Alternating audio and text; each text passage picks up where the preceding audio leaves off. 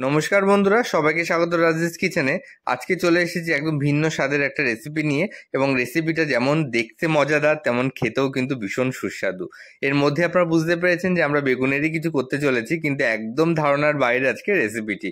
আজকে কিন্তু কোনো গ্রাম বাংলা বা নর্মাল কোনো রেসিপি নয়। আজকে যে রেসিপিটা আমরা করতে চলেছি সেটা একটা শ্রীলঙ্কার রেসিপি, এবং এই রেসিপিটার নাম হলো বগি বগি।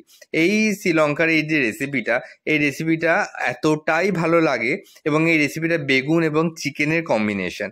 আপনারা অলরেডি ভাবছেন যে চিকেন দিয়ে আর বেগুন দিয়ে এটা কম্বিনেশন হয় নাকি, আমরাও তাই ভেবেছিলাম। কিন্তু প্রথম যখন আমরা এই শ্রীলঙ্কার এই রেসিপিটা খাই, এতটা অসাধারণ লেগেছিল বন্ধুরা যে খাবারটা জাস্ট আমাদের মুখে লেগে রয়েছে। তো কিছুই না, বড় বড় বেগুনগুলোকে জাস্ট এরকমভাবে লম্বা বোটা দিয়ে লম্বালম্বিভাবে আপনাকে কেটে নিতে হবে, এবং কেটে নেওয়ার পর এটাকে গরম জলে আপনাকে একটু ভাপিয়ে নিতে হবে। মানে ধরুন এটাকে মোটামুটি আপনারা 60 থেকে 65% মতো আপনাকে এটা ভাপিয়ে নিতে হবে, যাতে পুরো সেদ্ধ না হয় কিন্তু মোটামুটি 65% মতো সেদ্ধ হয়ে যায়। দেখুন অলরেডি আমরা এখানে সেদ্ধ করে একটু জলটাকে ঝরিয়ে আমরা বেগুন তুলে নিয়েছি। এছাড়া এখানে রয়েছে আদা কুচি, রসুন কুচি, ক্যাপসিকাম কুচি, পেঁয়াজ কুচি। এছাড়া আপনাদের মধ্যে লাগবে হচ্ছে টমেটো। এছাড়া লাগবে চিকেনে এরকম এরকম পিস করে কেটে নিতে হবে, এটা বেস্টের পিস মানে সলিড পিস লাগবে। এছাড়া আপনার red chilli sauce, green chilli sauce, dark soy sauce, Schezwan chutney, এছাড়া টমেটো সস। এছাড়া আপনাদের হবে সামান্য পরিমাণে একটু ভিনিগার। তো এই কটা উপকরণ দিয়ে আপনারা কিন্তু পুরো রেসিপিটা করে নিতে পারেন। চলুন তাহলে শুরু করা যাক। তো প্রথমে চিকেনের একটা রেসিপি প্রিপারেশন করে নিতে হবে। তো তার জন্য আমরা কড়াইতে বেশ কিছু পরিমাণে সাদা তেল দিয়ে নিয়েছি। সাদা তেলটা বেশ ভালো গরম হয়ে গেলে বেশ কিছু পরিমাণের মধ্যে রসুন দিতে হবে। রসুনের ফ্লেভারটা যত দেবেন ততটা কিন্তু খেতেটা সুস্বাদু হয়। তো রসুনটা একটু হালকা ফ্রাই হয়ে গেলে তার মধ্যে আদা কুচি দিয়ে আমরা অনবরত নাড়তে থাকবো যতক্ষণ আদাটা এবং রসুনটা ভালো মতো ফ্রাই না হয়ে যায়। আদা এবং রসুন ভালো মতো ফ্রাই হয়ে গেলে এর মধ্যে আমরা একে একে যে পেঁয়াজটা কেটে রেখেছিলাম সেটা দিয়ে নেবো। এখানে পেঁয়াজটা কিন্তু একটু মোটা মোটা করে, যেমন অনেকটা চিলি চিকেনের মতো করে কাটবেন। হ্যাঁ, চিলি চিকেনের মতো অত বড় না, মিডিয়াম আপনারা একটু মোটা করে কাটার চেষ্টা করবেন, এবং পেঁয়াজ দিয়ে এবার এটাকে হালকা করে ভাজতে স্টার্ট করে দেবেন। এই রান্নাটা আমরা যখন ফার্স্ট খেয়েছিলাম, এই রান্নাটা আমি ফার্স্ট খেয়েছিলাম 2019-এ, এবং খেতে এতটা ভালো লেগেছিল বন্ধুরা যে জাস্ট মুখে লেগে রয়েছে। অনেক দিন ধরেই ভাবছিলাম যে কবে শীতকালে লম্বা লম্বা বেগুন উঠবে আমরা এবং রেসিপিটা দেখাবো। তো সেই মতো কিন্তু এই রেসিপিটা স্টার্ট করে দিলাম। দেখুন চিকেনটা আমরা যেই পেঁয়াজটা ভালো মতো ভাজা হয়ে গেছে, এর মধ্যে আমরা চিকেনটা একে একে দিয়ে নিয়েছি, এবং মানে অনবরত নাড়তে থাকতে হবে। আর একটা জিনিস, যখনই আপনারা এটা করবেন গ্যাসের ফ্লেমটা লো টু মিডিয়াম ফ্লেমে রাখার চেষ্টা করবেন, যাতে এখানে মোটামুটি এটা পুরোটা সেদ্ধ হয়ে যায় এবং ভালো মতো আপনার কুক হয়ে যায়। মানে কি হয়, যদি আপনি প্রচণ্ড হাই ফ্লেমে করেন তাহলে উপরে পোর্শনটা তাড়াতাড়ি মানে ভাজা হয়ে যায় এবং ভেতরটা কাঁচা কাঁচা থেকে যায়। ওই জন্য আপনাকে লো টু মিডিয়াম ফ্লেমেই রাখার চেষ্টা করবেন যাতে সুন্দরভাবে এটা ফ্রাই হয়ে যায়।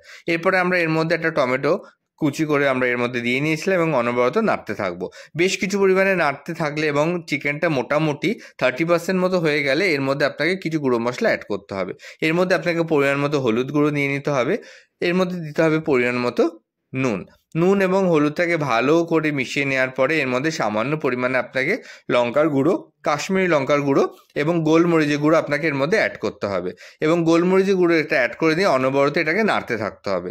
এবং যতক্ষণ পর্যন্ত ভালো মতো মশলা সমস্ত চিকেনের গায়ে মানে ভালো করে ফ্লেভারগুলো ঢুকে না যায়, ততক্ষণ পর্যন্ত এটাকে কিন্তু আপনাকে কষাতে থাকতে হবে। দেখুন অনবরত এইভাবে নাড়ার পরে আমাদের চিকেনটা প্রায় অনেকটা 50% মতো কুক হয়ে গেছে।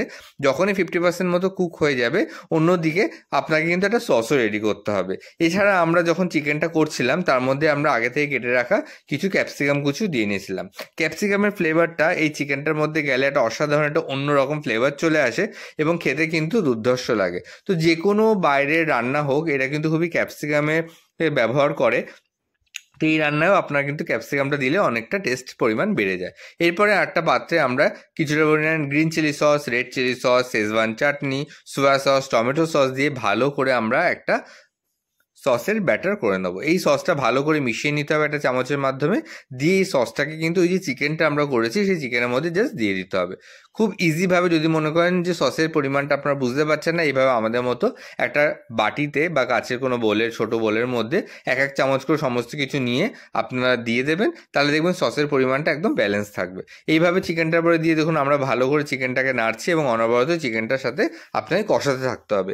এই সসটা দেওয়ার সাথে সাথে একটা সুন্দর ফ্লেভার ফ্লেভার, একটা সুন্দর স্মেল চারিদিকে ছড়িয়ে যাবে এবং আপনারা তখনই বুঝবেন যে চিকেনটা প্রায় অলমোস্ট রেডি এবং কতটা স্পাইসি লাগছে দেখুন চিকেনটা।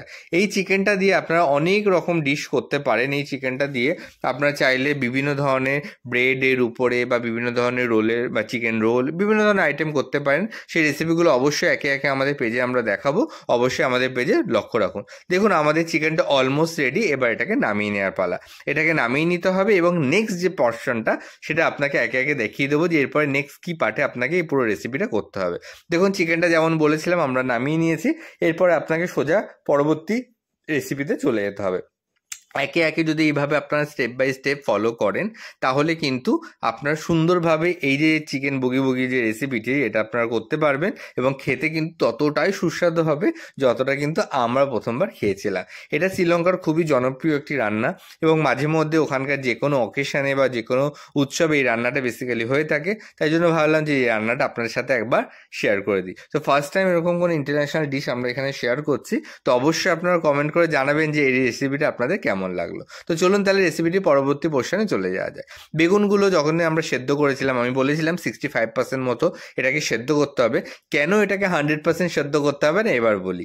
এরপরে বেগুনগুলোকে যেটা আপনি 65% সেদ্ধ করেছেন সেটাকে চামচ দিয়ে এইভাবে আপনাকে ভালো করে এইভাবে বেগুনের যে ভেতরের অংশটা সেটাকে এভাবে বসিয়ে দিতে হবে।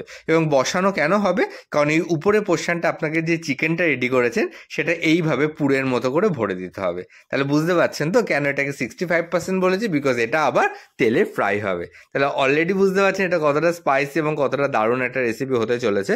তো এরপরে দেখুন বেগুনটাকের মধ্যে আমরা এইভাবে চেপে চেপে চিকেনের পুরো যে পুরটা আছে সেটা এর মধ্যে দিয়ে নেব এবং একে একে একে একে প্রত্যেকটা বেগুন আমরা এইভাবে কিন্তু রেডি করে নেব। দেখুন একটা বেগুন আমাদের রেডি হয়ে গেছে, আমরা আরেকটা বেগুনও সেমভাবে আপনাকে দেখিয়ে দিচ্ছি। এইভাবে ভালো করে বেগুনের যে ভেতরের অংশটা আমরা চেপে চেপে বসিয়ে দিয়ে তার উপরে যে পোর্শনটা একটুখানি খালি মতো হয়ে যাবে সেই খালি জায়গাটায় কিন্তু আমরা এইভাবে চিকেনের যে পুরটা আছে সেটা সুন্দর করে বসিয়ে দেবো এবং পুরো পোর্শনটা মানে উপরে পুরো পোর্শনটায় যাতে ভালো মতো প্রত্যেকটা জিনিস ভালো করে যায় সেইভাবে কিন্তু আপনাকে স্প্রেড করে দিতে হবে। দেখুন একে একে আমরা প্রত্যেকটা বেগুন কিন্তু এইভাবে রেডি করে নিয়েছি এবং প্রত্যেকটা বেগুন রেডি করার পরে এবার একটা হালকা ব্যাটার করতে হবে। যে ব্যাটারটা আমরা এই বেগুনের উপরটা একটা জাস্ট একটা উপরে লাগিয়ে দেবো যাতে এই বেগুনের ভেতরে যে চিকেনটা রয়েছে সেটা তেলে দেওয়ার পরে চারিদিকে ছেড়ে না যায় এবং চারিদিকে ছড়িয়ে না যায়। দেখুন প্রত্যেকটা আমরা এইভাবে বেগুনের মধ্যে পুর ভরে নিয়েছি। এখনই দেখতে কতটা ইয়াম্মি আর টেস্টি লাগছে, তাহলে বুঝতেই পারছেন যে এখনই দেখে মনে হচ্ছে যে এটা কখন রেডি হবে বা কখন খাবো। তা আমাদেরও কিন্তু সেমটাই লেগেছিল। তো কিছু করতে হবে না, আপনাকে জাস্ট 2 থেকে 3 চামচ মতো মানে যতটা কোয়ান্টিটি আপনাদের বেগুন আছে সেই পরিমাণের মতো সামান্য পরিমাণে আপনাকে একটা মানে 2-3 চামচ মতো বেসন নিয়ে নিতে হবে। তার মধ্যে আপনাকে একটা ডিম ফেটিয়ে সেটাকে অনবরত এইভাবে নাড়তে থাকতে হবে। মনে করবেন আর সবসময় এই জিনিসটা মনে রাখবেন যে এর মধ্যে কিন্তু কোনো ধরনের জল দেবেন না বেসনটার মধ্যে। এই যে ডিমের যে লিকুইড ফর্মটা আছে সেটা দিয়ে কিন্তু পুরো বেসনটা আপনার মাখা বা ম্যারিনেট হয়ে যাবে এবং একটা সুন্দর ব্যাটার এভাবে তৈরি হবে। দেখুন এইভাবে আমরা করতে করতে একটা সুন্দর ব্যাটার রেডি হয়ে গেছে। এরপরে এই ব্যাটারটাকে আপনার চামচ দিয়ে বা হাত দিয়ে যেভাবে কমফোর্টেবল বা আপনারা যদি মনে করেন কোনো তুলি ব্রাশ আছে তো সেইভাবে দিয়ে আপনারা সেটা দিয়ে এই উপরে লাগিয়ে দেবেন। তো আমরা যেহেতু গ্রাম বাংলার লোকই তো সেক্ষেত্রে আমরা এইভাবে হাতের ইউজ করেছি, আপনারা চাইলে যেভাবে আপনাদের সুবিধা করতে পারে। দেখুন আমরা দুটো বেগুন এভাবে রেডি করে নিয়েছি। এবার অন্যদিকে আমরা একটা প্যানে তেল গরম করতে দিয়ে নিয়েছিলাম। এবার জাস্ট বেগুনটাকে এভাবে উল্টে আপনাকে তেলের মধ্যে ছেড়ে দিতে হবে। মনে করবেন বেশি ব্যাচে একসাথে দেবেন না, তাহলে তেলের টেম্পারেচারটা অনেকটা কমে যাবে এবং বেগুনটা ভালো ক্রিপসি হবে না এবং খেতে কিন্তু ভালো লাগবে না। তো সবসময় অল্প অল্প ব্যাচে আপনারা যে কোনো ফ্রাই আইটেম করার চেষ্টা করবেন, এতে কি তাড়াতাড়ি তেলের টেম্পারেচারটা একবার ডাউনও যায় না এবং খেতেও কিন্তু খুব সুন্দর ক্রিপসি হয়। দেখুন একটা পাশ সুন্দরভাবে ভাজা হয়ে গেছে, অন্য পাশটা আমরা ফ্রাই করছি।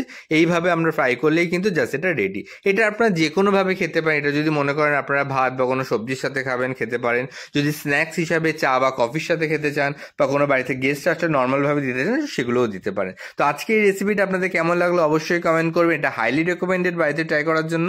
যদি ভালো লেগে থাকে আমাদের ফেসবুক পেজটাকে ফলো করে দেবেন, ইউটিউব চ্যানেলটাকে সাবস্ক্রাইব করে দেবেন। এইভাবে ইন্টারন্যাশনাল বা বিভিন্ন দেশের রান্না গ্রামের রান্না যদি দেখতে চান অবশ্যই কমেন্ট করবেন, সেই রান্নাগুলো আপনাদের সামনে তুলে ধরার চেষ্টা করব। আপনাদের প্রচুর সাপোর্ট প্রচুর ভালোবাসা পাচ্ছি বন্ধুরা, তার জন্য অনেক অনেক ধন্যবাদ। এই ভালোবাসা এবং সাপোর্ট দিয়ে যাবেন যাতে আগামী দিনগুলো আরও নতুন নতুন রেসিপি আপনাদের সামনে তুলে ধরার চেষ্টা করতে পারি। ভালো থাকবেন, সুস্থ থাকবেন। আজকে এই পর্যন্ত, পরবর্তীকালে দেখাবে অন্য ভিডিও নিয়ে। ধন্যবাদ।